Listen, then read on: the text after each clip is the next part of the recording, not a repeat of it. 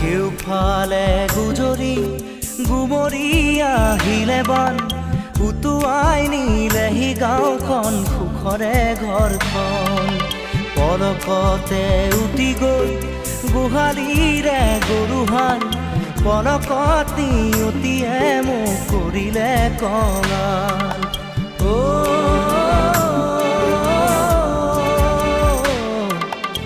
উটুৱাই নিলেহি গাঁওখন সুখৰে ঘৰখন কেউফালে গুজৰি গুমৰি আহিলে বান উটুৱাই নিলেহি গাঁওখন সুখৰে ঘৰখন